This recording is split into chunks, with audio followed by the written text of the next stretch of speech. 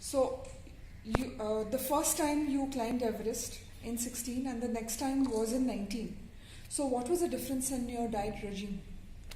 Right. So to just give you an understanding, on the mountain, when you are at the base camp, you have a full-blown proper kitchen. So at the base camp, you get all freshly cooked everything from an oatmeal to proper French fries to even something like a sizzler or a burger or a pizza to proper roti, sabji, dal bhat, parathas, whatever you want. Everything can be made at the base camp. So my diet at the base camp, there was not much of a difference at my diet at the base camp compared to my diet in both in 2016 and 19. However, one critical piece that I changed in 2019 was that I added something called NutriMake, which is a meal shake. Now, NutriMake is essentially about 700 calories in a packet, and it's a well-balanced diet or a well-balanced meal in terms of the carbs, simple, complex, both, your fats, your proteins, and it also has a good vitamin and mineral blend added to it. Everything from B12 to vitamin D3 to B1, B2, B6, zinc, magnesium, copper, everything. It's like a really full, proper meal where I don't have to worry about my macros and my micros. Now, what did this help me with is, through my 2019 expedition, I ate about 45 servings of NutriMake. Every day my breakfast was NutriMake combined with whatever breakfast was provided to me at the base camp itself or even higher up the mountain.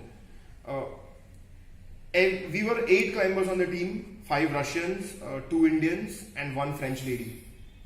And apart from me, rest of the 7 climbers either had a chest infection or had a stomach infection or had fever or had something or other happen to them throughout the expedition. For me, because of addition of NutriMake, not just during the expedition but even 8 months before the expedition, my breakfast on every single day at home was NutriMake. Through this sustained eating of good balanced meal, my immunity on the mountain was really strong, which meant that I never caught a cold, I did not fall sick, I did not have a stomach infection. Anyways, I never have a stomach infection, something that I attribute to my vegan food. So it was a great addition because it helped me stay immune, stay away from infections.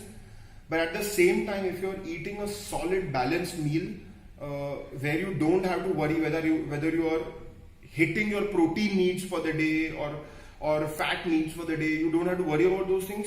It's like super awesome because it helps with your recovery, it helps with your muscle retention and even synthesis. A lot of people in the vegan world and the non-vegan world have various opinions on protein. Some people think protein is not very necessary. Some people think too much protein is necessary. I think you have to find a nice middle ground. To me, the recommended protein levels are 1 gram of protein per kilo of your body weight. Now, I think that is slightly on the higher side. I feel that as long as you are hitting 0.8 grams of protein per kilo of your body weight, if you are someone who is an endurance athlete, someone who runs or someone who hikes, for an endurance athlete, I think this is pretty good enough. If you are someone who is a bodybuilder, you may of course require a different, you may require maybe 1.5 grams of protein per kilo of your body weight. And if you are someone who is a sedentary lifestyle, you may also require slightly lower than 0.8 grams of protein per body weight. But this is something that you need to experiment with and figure out. For me, over last so many years of experimentation on myself, I figured out 0.8 grams of protein per body weight works out, which is for me, I'm 81, 82 kgs. So it's about, I have to hit 65 grams of protein per day. Maybe a little extra because sometimes vegan protein sources profile may not be that great. So you may just have to eat a little extra. So that's something that I never had to worry because I was getting NutriMake every morning and it had 30 grams of protein. So almost 50% of my protein requirements I was meeting with my first meal itself. All of this, I mean, essentially, this entire thing combined with what I was eating at base camp, at higher camps, ensured that I had the required amount of calories and the energy to climb the mountain safely and reliably, which is very, very important. So, food is a very critical piece in success on the mountain. You have to be smart about it and you have to eat it. Most people on the mountain simply are not even able to eat food. They struggle with the food because there's lack of oxygen, which means that your body is very sluggish. It does not want to put anything inside it because most of the food that you are eating is not even digested. And what I'm getting to it is that vegan food is the lightest food on the planet and it's the easiest food on the planet to digest. If you are eating a lot of dairy, if you are eating a lot of eggs, and if you are eating a lot of meat, none of that is going to get digested and it's going to cause a lot of problems. And on top of that, meat and eggs higher up the mountain, they store it in who knows what kind of conditions and can always have some bacteria or something that will give you a stomach infection. Which is why I personally think that in my team, where I climb with most of the times non-vegetarians, they are always running to the toilet all the time. And I think that is because they eat a lot of meat and they are constantly getting stomach infections. So it's simply smarter to eat vegan food, which is going to keep your stomach functioning well, it's going to keep your bowels functioning well, and at the same time it's going to give you the energy to climb to the top safely and reliably. Even the fitness workouts, you had a routine probably way back in 16. Right. And can you talk about that and compare that to what other routines you added or revised in your 19 expedition? So, in terms of the fitness workouts leading up to 2016, I started off by doing a lot of running. Quickly during my running journey, I got really bored because running on flat roads where there were just cars honking and throwing a lot of pollution on my face, I thought this was not something that I had signed up for. So I stopped running. Instead of running, I started doing a lot of stair climbing in my building. So my building is about 5 floors and I climbed my building to the top and back down almost sometimes 40 times, 50 times, 60 times. And this became a very regular workout for me in addition to doing a lot of treks. Now, this used to be my regimen leading up to 16, but after 2016, I sort of simplified my workout regimen. All I do is 2 things.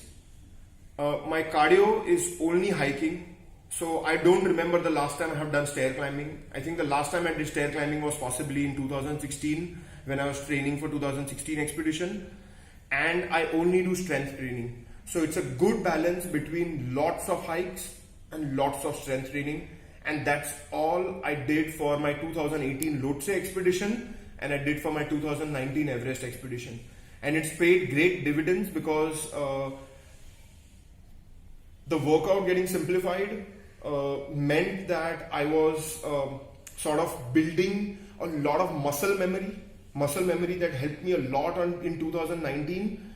And by focusing more on strength training, I ensured that I was not getting injured. Because once your muscles are getting weakened or there's a lot of muscle loss happening, there is a big chance of injury. So I made sure that I was doing fair bit of cardio and fair bit of strength training and staying in good shape. Yeah. What about the gym part of it? The gymming, the planks and... So first of all, I mean, I never go to a gym because I still remember in 2012 I signed up for a gym membership at Gold's Gym. I gave 10,000 rupees for 6 months, and for the first 2 weeks that I went to the gym, the trainer would take me from one machine to the next machine to the next machine, and at the end of the workout the trainer would just tell me one thing: eat protein powder, protein powder, protein powder.